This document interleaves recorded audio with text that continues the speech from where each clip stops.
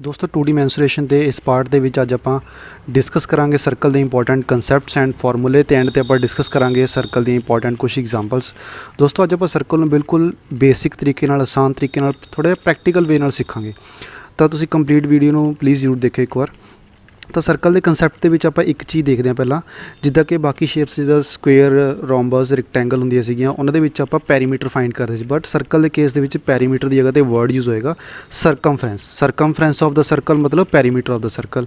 तो ये एक टर्म सब तो पहले आप देखते हैं रेडियस की होंदा सर्कल के सेंटर पॉइंट तो लैके सर्कल के सरकमफ्रेंस के किसी भी पॉइंट पर आप स्ट्रेट लाइन वालों ज्वाइन करांगे तो हो जाता रेडियस।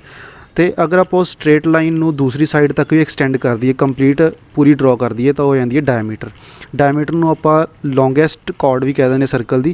तो डायमीटर की हो जाएगा रेडियस का डबल डायमीटर हो जाएगा। तो अपने अगर रेडियस को फाइंड करना है तो डायमीटर का आप हाफ कर देंगे। सपोज करो अपन एग्जाम्पल दिता है भी रेडियस ऑफ सर्कल फाइंड करना, तो diameter of circle is 50 centimetre, तो 50 का हाफ रेडियस कितना हो जाएगा वो 25। तो एक इत्थे टर्म यूज़ होगी पाई की वैल्यू आप हमेशा लेनी है 22/7 या 3.14। अकॉर्डिंग टू क्वेश्चन देखांगे, वैसे ऑलमोस्ट आपको हर एक एग्जाम्पल के वैल्यू दी होएगी जोड़ा भी सर्कल का क्वेश्चन होएगा।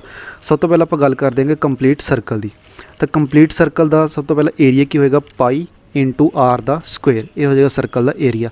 जो आप सरकमफ्रेंस की गल करिए, सरकमफ्रेंस की होएगा दा जोड़े भी सर्कल में बनाने लिए ये पूरी बाउंड्री यूज़ हुई है, एक ही हो जाएगा सर्कल का सरकमफ्रेंस हो जाएगा। सरकमफ्रेंस हो जाएगा 2 इंटू पाई इंटू आर ओदा रेडियस हो जाएगा। तो अगर आप प्रैक्टिकल वे देखिए, जिदा कि यह वायर हैगी, ये वायर में आपने बनाया होया सर्कुलर शेप के, तो इस सर्कल में बनाने लिए कितनी लेंथ ऑफ वायर है जी यूज़ हुई हैगी, उन्होंने आप कहांगे सर्कल का सरकमफ्रेंस। तो सैकेंड शेप आप गल कर देंगे सैमी सर्कल की। सैमी सर्कल का मतलब की होया भी अपने सर्कल में कटता हाफ चों, जो सर्कल में आप अद्धा कटता, देखो जे अगर आप इन्ना सर्कल रख लिया उपर वाला पार्ट कला तो एक आर्क बन गई, बट आपने सैमी सर्कल बनाने लिए वो नीचे भी एक लाइन खिंचनी पऊगी ताकि वो क्लोज्ड बाउंड्री बन जाए। अगर आपको कोई क्लोज्ड बाउंड्री गिवन होएगी तो ही आप एरिया फाइंड कर सकते हैं, किसी आर्क का कोई एरिया आप फाइंड नहीं कर सकते। तो उन्होंने आप क्लोज फिगर बनाने लिए की किया, आपने एक नीचे लाइन लगाती तो वह बन गया एक अपने को कंप्लीट सैमी सर्कल बन गया। तो इस सैमी सर्कल का एरिया की हो जाएगा half into pi are the square. देखो कंप्लीट सर्कल का कितना सीगा पाई आर स्क्वेयर, यदा की हो जाएगा half pi are the square.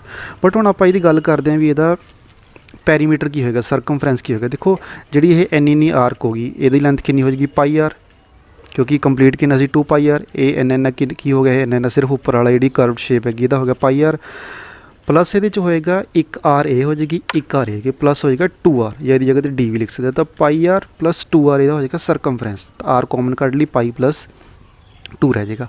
उस तो आप गल कर देंगे क्वाड्रेंट की। हूँ देखो दोस्तों क्वाड्रेंट फाइंड करने लिए आप किया सर्कल के 4 हिस्से करते, मतलब एक सर्कल का चौथा हिस्सा सिर्फ ये इन्नी कर्व रहेगी। देखो जी ये हैगी ये कर्व है जी सर्कल का चौथा हिस्सा रह गया, बट एक कर्व हैगी, कर्व का आप एरिया नहीं फाइंड कर सकते।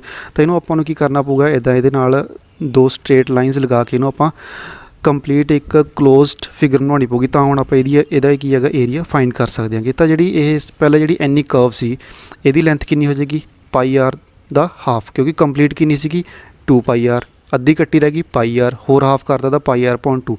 बट इन क्लोज्ड फिगर बनाने के लिए एक रेडियस इधरली साइड एक रेडियस इधरली साइड, तो 2 आर ये ऐड करना पाया, तो सरकमफ्रेंस हो गया pi r point 2 plus 2 straight lines 2 r. But यदा एरिया की हो जाएगा 1/4 पाई आर द स्क्वेयर, क्योंकि कंप्लीट सर्कल का सीगा pi r square, half circle का हाफ हो गया, क्वाड्रेंट का 1/4 हो गया।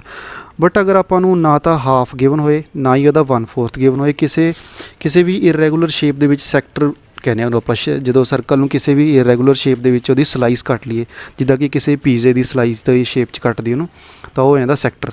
तो लेंथ ऑफ आर्क भी आपको गिवन हो भी सकती है, नहीं भी हो सकती, आप फाइंड कर लेंगे अगर नहीं होएगी तो आपको की होएगा उस सर्कल का रेडियस गिवन होएगा तो थीटा गिवन होएगा, जोड़ा कि 2 स्ट्रेट लाइन के अंदरला इंटरनल एंगल होएगा। एरिया किमें फाइंड करांगे pi r square theta upon 360 degree. तो ध्यान रखना ये थीटे की वैल्यू जी होएगी ये ना डिग्री च गिवन होएगी। तो उस तो बाद इस सैक्टर का जे आपने फाइंड करना हो सरकमफ्रेंस की होएगा length of arc plus double of radius L + 2R। ਜੇ ਆਪਾਂ ਨੇ ਇਹਦਾ ਸਰਕਮਫਰੈਂਸ ਫਾਈਂਡ ਕਰਨਾ ਤਾਂ L + 2R ਹੋ ਜਾਏਗਾ। ਲੈਂਥ ਆਫ ਆਰਕ ਨਹੀਂ ਗਿਵਨ ਤਾਂ ਕਿਵੇਂ ਫਾਈਂਡ ਕਰਾਂਗੇ 2πr × θ/360। L ਕੀ ਹੈ ਲੈਂਥ ਆਫ ਆਰਕ, ਥੀਟਾ ਕੀ ਹੋ ਜਾਏਗਾ ਡਿਗਰੀ 'ਚ। ਤਾਂ ਇਹ ਸਰਕਲ ਦੇ ਬੇਸਿਕ ਫਾਰਮੂਲੇ ਸੀਗੇ। ਤਾਂ ਸਰਕਲ ਦੀ ਆਪਾਂ ਸਿੰਪਲ ਐਗਜ਼ਾਮਪਲਸ ਤੋਂ ਸਟਾਰਟ ਕਰ ਦਿਆਂਗੇ। ਦੇਖੋ ਸਭ ਤੋਂ ਪਹਿਲਾਂ ਆਪਾਂ ਫਸਟ ਟਾਈਪ ਦੀ ਗੱਲ ਕਰ ਦਿਆਂਗੇ। ਫਸਟ ਟਾਈਪ ਦੇ ਵਿੱਚ ਕੀ ਹੈਗਾ, ਸਭ ਤੋਂ ਪਹਿਲਾਂ ਕੀ ਹੈਗਾ ਕੁਐਸਚਨਸ ਬੇਸਡ ਔਨ ਪਰਸੈਂਟੇਜ। ਤਾਂ ਇਹਦੇ ਲਈ ਪਰਸੈਂਟੇਜ ਨੈਟ ਚੇਂਜ ਦਾ ਕੰਸੈਪਟ ਯੂਜ਼ ਹੋਏਗਾ। ਜਿਹਨੇ ਕਿਸੇ ਨੇ ਪਰਸੈਂਟੇਜ ਨੈਟ ਚੇਂਜ ਹਜੇ ਤੱਕ ਨਹੀਂ ਪੜ੍ਹਿਆ ਤਾਂ ਉਹ ਡਿਸਕ੍ਰਿਪਸ਼ਨ ਦੇ ਵਿੱਚ ਵੀਡੀਓ ਦਾ ਲਿੰਕ ਕਲਿੱਕ ਕਰਕੇ ਪਹਿਲਾਂ ਉਹ ਪਰਸੈਂਟੇਜ ਨੈਟ ਚੇਂਜ ਦਾ ਕੰਸੈਪਟ ਸਮਝ ਲਓ, ਉਸ ਤੋਂ ਬਾਅਦ ਇਹ ਕੁਐਸਚਨ ਨੂੰ ਅਟੈਂਪਟ ਕਰਿਓ। ਕਹਿੰਦੇ if radius of circle is increased by 20%, find percentage increase in area, also find percentage increase in circumference. ਸਭ ਤੋਂ ਪਹਿਲਾਂ ਆਪਾਂ ਨੂੰ ਕੀ ਇਹਦਾ ਏਰੀਆ ਆਫ ਸਰਕਲ ਦਾ ਫਾਰਮੂਲਾ ਪਤਾ ਹੋਣਾ ਚਾਹੀਦਾ, ਜਿਹੜਾ ਕਿ ਹੁੰਦਾ πr ਦਾ ਸਕੁਅਰ, ਪਾਈ × r। ਤਾਂ ਨੈਟ ਚੇਂਜ ਦੇ ਕੰਸੈਪਟ ਦੇ ਵਿੱਚ ਤੁਸੀਂ ਸਿੱਖਿਆ ਸੀਗਾ ਵੀ ਜਦੋਂ ਵੀ ਕਿਸੇ ਦੋ ਵੇਰੀਏਬਲ ਦੀ ਪ੍ਰੋਡਕਟ ਦੇ ਵਿੱਚ ਇਨਕਰੀਜ਼ ਜਾਂ ਡਿਕਰੀਜ਼ ਪਰਸੈਂਟੇਜ ਚੇਂਜ ਆਉਂਦਾ ਤਾਂ ਓਵਰਆਲ ਫਾਈਂਡ ਕਰਨੀ ਆਪਾਂ ਨੈਟ ਚੇਂਜ ਦਾ ਕੰਸੈਪਟ ਯੂਜ਼ ਕਰਦੇ, ਜਿਹੜਾ ਕਿ ਹੁੰਦਾ x + y + xy/100। ਤਾਂ ਇੱਥੇ x ਦੀ ਵੈਲਿਊ ਵੀ 20, y ਦੀ ਵੈਲਿਊ ਵੀ 20। ਤਾਂ ਫਾਰਮੂਲੇ 'ਚ 20 ਪੁੱਟ ਕੀਤਾ, ਆਨਸਰ ਆ ਗਿਆ ਆਪਣੇ ਕੋਲ 44%। ਇਹ ਆ ਜਾਏਗਾ ਨੈਟ ਚੇਂਜ ਇਨ ਏਰੀਆ। ਸੈਕਿੰਡ ਆਪਾਂ ਪੁਆਇੰਟ ਦੀ ਗੱਲ ਕਰੀਏ ਵੀ ਹੈਗਾ ਸਰਕਮਫਰੈਂਸ ਆਫ ਸਰਕਲ। ਸਰਕਮਫਰੈਂਸ ਦਾ ਫਾਰਮੂਲਾ ਕੀ ਹੋਏਗਾ 2 × π × r। ਤਾਂ 2π ਦਾ ਕੌਂਸਟੈਂਟ ਹੋ ਗਿਆ ਨਾ, ਵੇਰੀਏਬਲ ਕਿੰਨੇ ਇਹਦੇ 'ਚ ਸਿਰਫ ਇੱਕ ਵੇਰੀਏਬਲ ਹੈ ਜਿਹੜਾ ਕਿ ਹੈਗਾ ਰੇਡੀਅਸ। ਇਹਦਾ ਮਤਲਬ ਜਿੰਨਾ ਹੀ ਰੇਡੀਅਸ ਇਨਕਰੀਜ਼ ਹੋਊਗਾ ਉਨਾ ਹੀ ਸਰਕਮਫਰੈਂਸ ਹੋ ਜਾਏਗਾ, ਕਿਉਂਕਿ ਸਰਕਮਫਰੈਂਸ ਆ ਪਿਓਰਲੀ ਕਿਤੇ ਡਿਪੈਂਡ ਕਰਦਾ ਉਹ ਸਿਰਫ ਰੇਡੀਅਸ 'ਤੇ। ਜੇ r × r ਹੁੰਦਾ ਫਿਰ ਨੈਟ ਚੇਂਜ ਲੱਗਦਾ, ਤੇ ਸਿੰਗਲ r ਹੈ ਤਾਂ ਸਿੰਪਲ ਜਿੰਨਾ ਰੇਡੀਅਸ ਦੇ ਵਿੱਚ ਚੇਂਜ ਆਇਆ ਉਨਾ ਹੀ ਚੇਂਜ ਕਿਹਦੀ 'ਚ ਆਏਗਾ ਸਰਕਮਫਰੈਂਸ। ਤਾਂ ਸਰਕਮਫਰੈਂਸ ਵੀ ਕਿੰਨਾ ਆ ਜਾਏਗਾ ਡਾਇਰੈਕਟਲੀ 20%।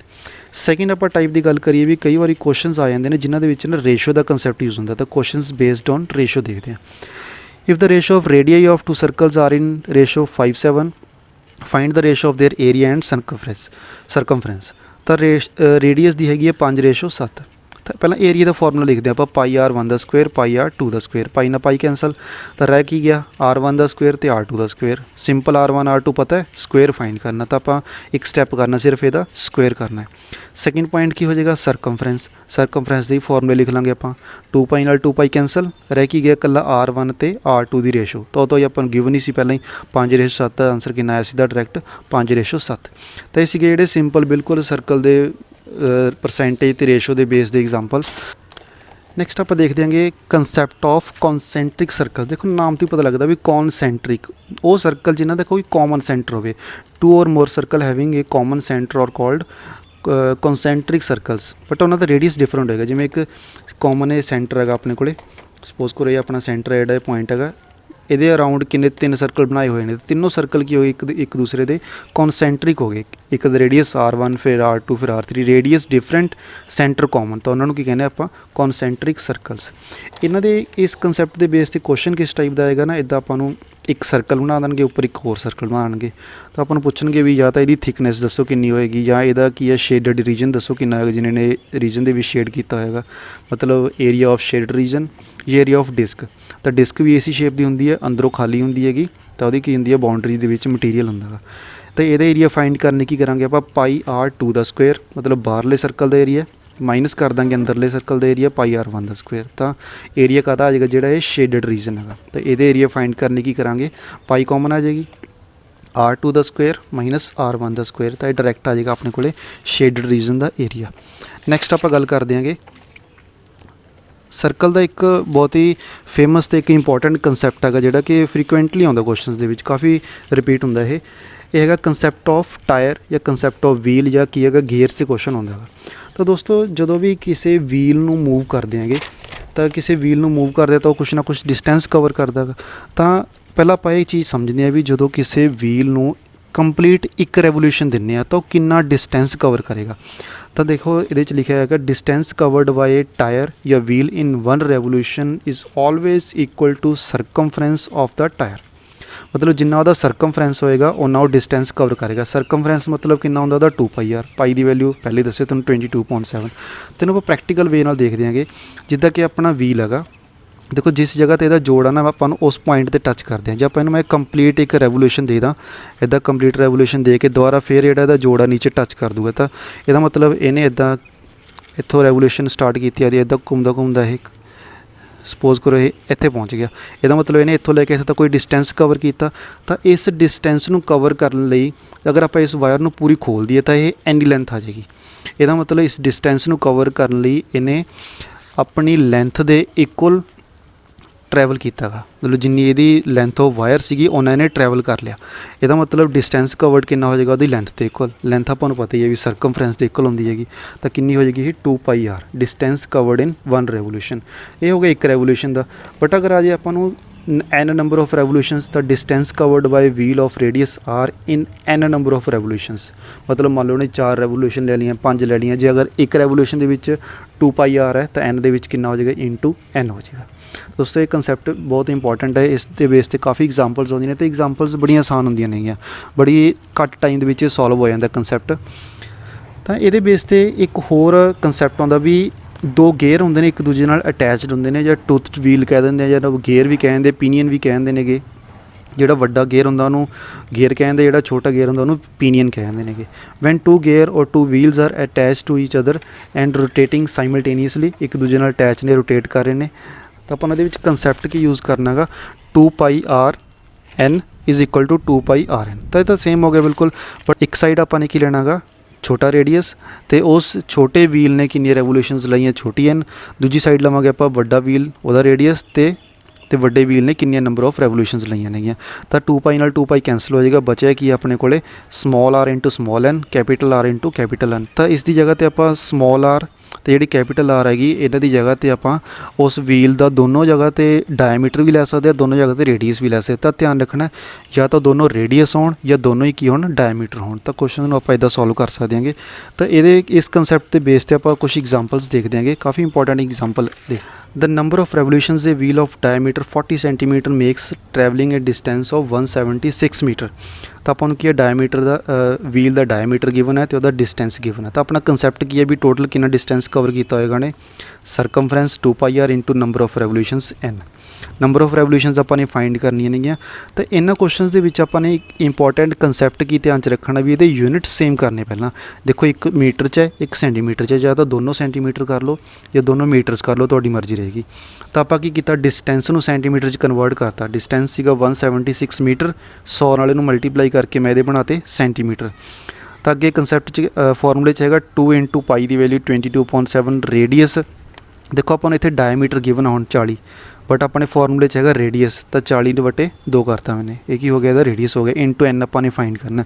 तो इस तरह की कटिंग की तो n की वैल्यू आ गई अपने को 140। इसका मतलब उस व्हील नूं 140 रेवोल्यूशनस लैनी पैणगियां, कितना डिस्टेंस 176 मीटर कंप्लीट कर ली। सैकेंड एग्जाम्पल एक सेम आप होर देख देंगे, एग्जाम्पल बिल्कुल सेम है, तुसीं वीडियो पॉज करके इन्हूं खुद सॉल्व करो पहला। तो देख देंगे the diameter of wheel is 98 centimetres, number of revolutions which it will make it will have to cover to a distance of 1540 metres. Same concept 2πr into n लावांगे आप, distance 1540 metre सीगा, 100 नाल multiply करके ये centimetre बनाते मैं। 2 into 22.7 पाई की value radius हो जाएगा 98 का हाफ, क्योंकि 98 की सीगा डायमीटर इंटू n की वैल्यू अपनी फाइंड करनी है। तो आप कैलकुलेशन की यदी कटिंग करके n की वैल्यू हैगी 500। सेम कंसैप्ट में आप थर्ड एग्जाम्पल के अप्लाई करके देखते हैं, जिस गिवन है a gear 12 centimetre diameter is turning a gear 18 centimetre diameter and smaller has 42 revolutions, how many revolution has the larger one made. मतलब एक छोटा गेयर है एक वड्डा गेयर है, छोटे का डायमीटर 12 वड्डे का 18 है। जे छोटा 42 रेवोल्यूशन लैंदा तो वड्डे नूं कितनी लैनी पैणगी। आपां ने सेम कंसैप्ट नहीं कीता सीगा, small r small n capital R capital n। देखो रेडियस की जगह तो आप डायमीटर भी लै सकते अगर दोनों साइड डायमीटर है। तो छोटा रेडियस पुट किया 12, छोटे के रेवोल्यूशंस 42, वड्डा रेडियस 18, वड्डे की रेवोल्यूशंस फाइंड की। तो कटिंग की अपने को आंसर आ गया